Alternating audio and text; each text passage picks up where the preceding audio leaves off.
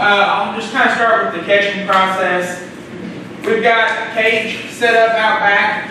It's just a regular cage. The mesh on the cage is the right size where the birds are actually not going to get their head stuck in it. You may see them where they look like they're stuck. They're not. They're just trying to figure out how to get out.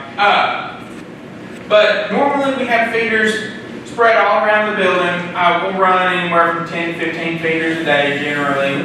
But for banking days, we want to concentrate them into one area so we can catch them. So I take all the feeders down, move them to this cage. The cage has, well, there's 3 segments. We're only using 2 of them. But there's a door. So there's about 80 bands on this clip right now. Really, I can't see them. Yeah, they're hard to see, but there's about 80 on this clip, and we've got them in numerical order. So we have to cut them out, and then they're in little bitty strips. We have to form them into a circle so we can get them on this clip. Well, now that they're on the clip, though, we got to get them on the bird. And if we were able to just slide it on the bird, what would happen? It'd slide off. It'd slide right back off. So we actually have to go from this point now and open them back up so we can get it on the bird. So I'll grab one of these little bands off.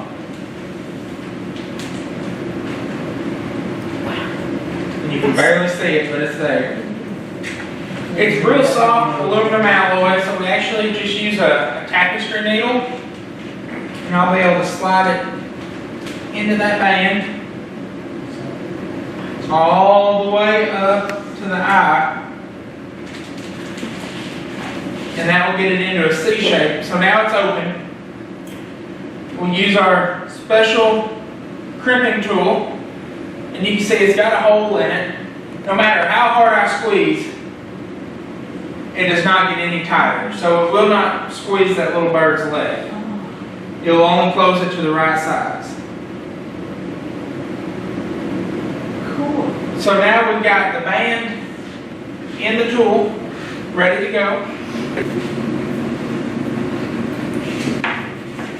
And we generally won't take measurements on one that's already been banded because they don't really change that much. There's nothing really that we're seeing with it. So we won't take measurements like we do when we do band one. When a fledgling leaves the nest, they're the same. It will be the same measurements forever, except for the weight. But as far as their beak and all, it's going to be the same.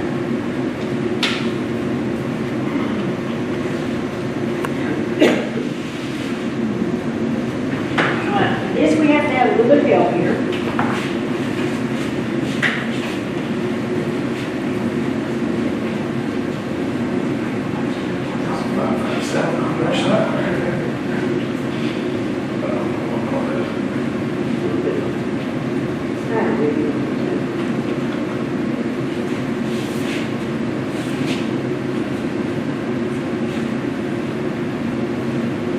The only part that I want to take out of there, you'll have to tell me if I'm on the screen or not.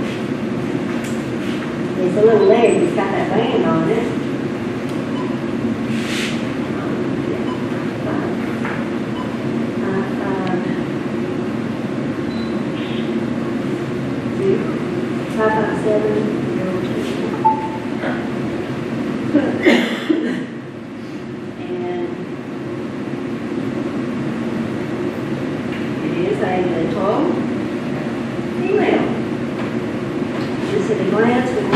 You know that it's a female. So, it's going to be my first release her. Go on in. We landed this one on Oh, I can release it? May the 8th. May I There's a cage out there, I used my hands, and then I brought it in the back. You go back to us Okay, get hold of them like I showed y'all to get hold of them, you know, with your fingers.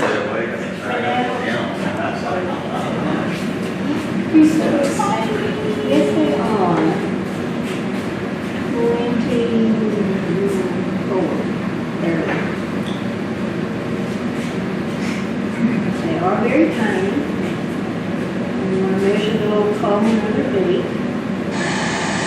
This would be like measure from the bridge of our nose to the tip of our nose, sort of.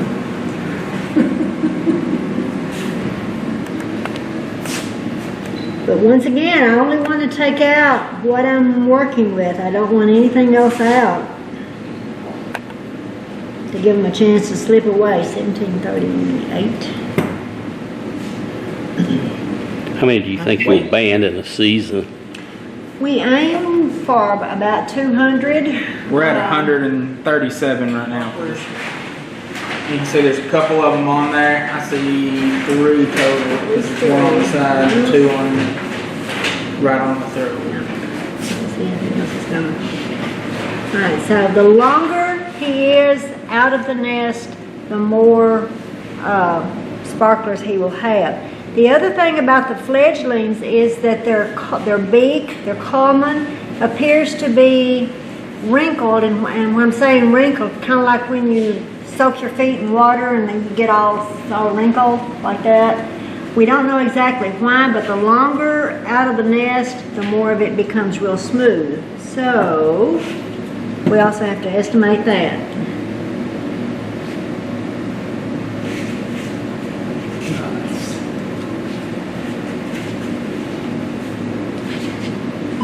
$80%. So only about 20% of his